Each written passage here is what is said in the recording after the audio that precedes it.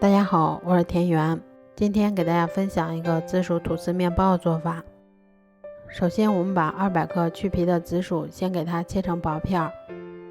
切好后先把它放到盘子里面，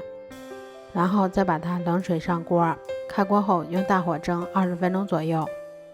紫薯蒸好后，我们先把它放到大碗里面，先加入25克白糖，然后用擀面杖先把它们捣碎一些。接着我们在大碗里面先加入300克的高筋面粉，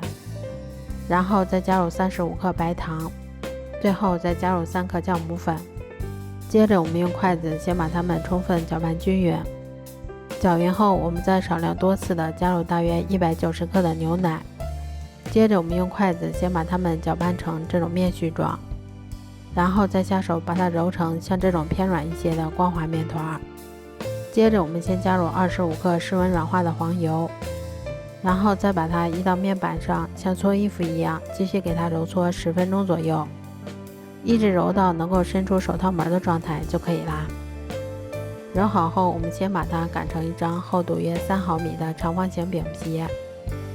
擀好后再把我们捣好的紫薯泥均匀的涂抹在饼皮的表面。接着我们再像这样先把它从一头慢慢的卷起来，卷好后我们再像这样在两边各给它划上2刀，接着我们再给它折叠一下，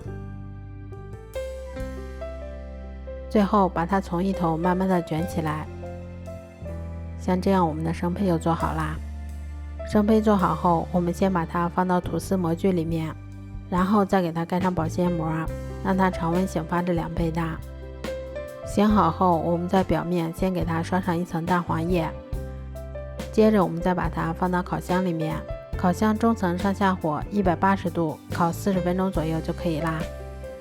这样做出的紫薯吐司面包吃起来非常的松软香甜，咬上一口还有一股浓浓的紫薯和牛奶的香味儿。如果喜欢的话就试试吧。